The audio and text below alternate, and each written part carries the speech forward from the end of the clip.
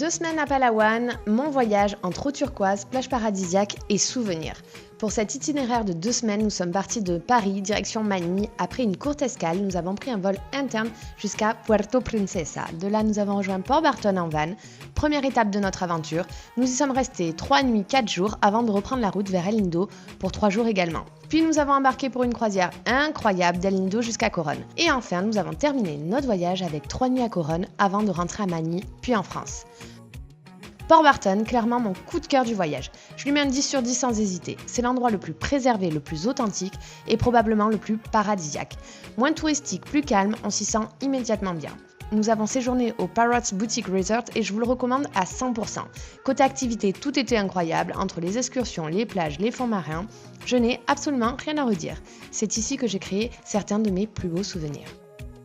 Ensuite, direction El Nido, je lui donne un 8 sur 10. Les paysages sont absolument sublimes, mais la ville en elle-même m'a un petit peu moins séduite. C'est plus vivant, plus animé, avec beaucoup plus de choix, notamment pour les restos. Gros coup de cœur pour Barracuda Seafood si vous aimez manger local, et aussi au Bella Vita, parfait si vous avez envie de cuisine plus occidentale, les pieds sur le sable. Petit bémol sur les hôtels, il y a un vrai contraste entre certains logements et la vision qu'on a de l'extérieur. Mais alors, les excursions, elles sont juste incroyables. Et les couchers de soleil à El Nido, honnêtement, parmi les plus beaux que j'ai vus avec Port Barton. La croisière entre El Nido et Coronne, c'est clairement l'un des moments les plus forts du voyage. Avec Port Barton, c'est là où j'ai vécu mes plus beaux souvenirs. Chaque spot est plus paradisiaque que le précédent, on dort sur des îles dans des conditions assez simples, mais le cadre est juste exceptionnel. C'est une expérience hors du temps, nous sommes passés par l'organisme Kiloma, c'était une très belle expérience, mais je préfère être honnête avec vous, contrairement à ce qu'on voit sur les réseaux sociaux, l'ambiance dépendra beaucoup de l'équipage. Si vous pouvez, je vous conseille aussi d'ajouter Balabac en croisière au début de votre itinéraire, je n'ai pas pu le faire, mais ça a l'air incroyable. Dernière étape, Coronne, et là, très belle surprise.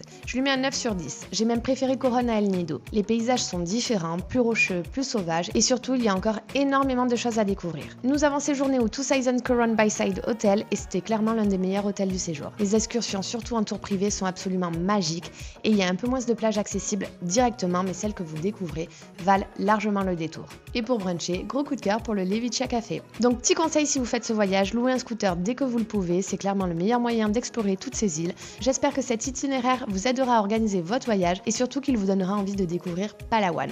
Merci d'avoir regardé cette vidéo et je vous dis à très vite pour un prochain voyage.